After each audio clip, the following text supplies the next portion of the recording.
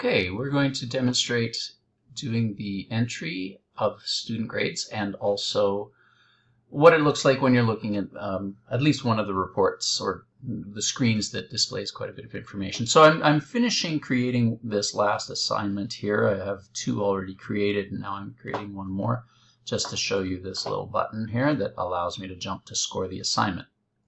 Now I don't particularly like this view because all I see is one set of students, like the set of students and a single column. I don't really like the screen, but it works.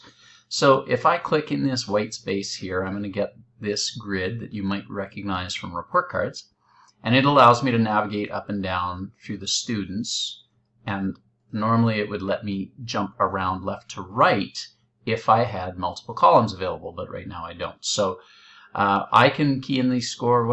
This is out of 6, so let's say I'm going to go 3, enter, 2, enter, 4, enter, or I could actually just hit 6 and replace it because it knows that it's only one character long. Enter moves down. I can also use the keyboard on my computer, so I can hit 2.5 and I can hit enter. And then I've got some other codes. I can put in incomplete. I can go to the student and make it that student was absent, and I can go here and I can make this one incomplete, which is a different incomplete than this code. Late, missing, that sort of thing. But I'll continue here.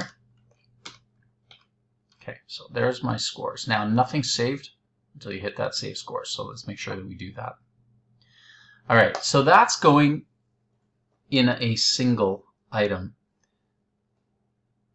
So I've chosen that item and I get it on the grid, but you can actually work a little bit differently. And I think I like this way better, and that is going to the grading and go to the score sheet. Depending on how wide your class is, you may have 30 across, and then you have how many columns you need and so on.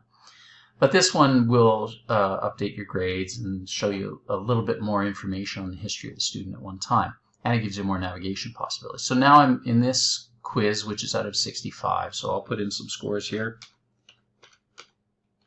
And let's say the student was exempt, and I'll move down, and I'll go 45 and 62 and 65, and somebody had a little trouble with it.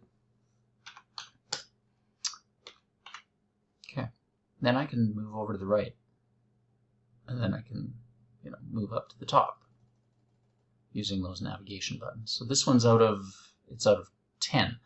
Okay, so I'll go 7 and 5 and 8, and we'll say incomplete and absent. 5, 8, 9, 10. Okay, so I haven't click save since I put in these two columns, but you'll see that the grades haven't changed. You can preview the grades before you hit save, but you're probably going to want to hit save early and often. Make sure that those grades are up to date. So this grid is actually quite nice. It's a little confusing that we have a percentage and a grade scale. The grade scale is in use because it might not be that. It could be letter grades, or it could be levels, it could be GPA, it could be lots of different scales, and then the percentage is shown. Okay. There is another view that we'll take a look at, and that is a single student view. Oh, one thing I didn't mention, on any of these things, you could actually say, well, this one was incomplete. The student walked out with the quiz in hand. And you can save that comment, and you get a little blurb right there that shows you that there's a comment. So the other view that we'll take a look at, just basically the last thing, and that is grabbing a single student. So we'll grab Patty Cake's records, and basically you get a list of all their assignments.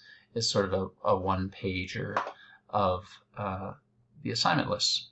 Okay. And the one other thing that I'd like to talk about is going into report cards. When you go to report cards, now you see that I've got the learning skills here. I'll put a few more columns on the page. So I've got the learning skills and the interview requested and the flags for ESL and so on. And these marks are actually calculated from the gradebook. but you can edit them because you have to be able to use a teacher professional judgment in order to complete your report card. So basically the gradebook feeds these grades as a default starting point, and you can make edits to it. Okay, that's the whole process. Thank you.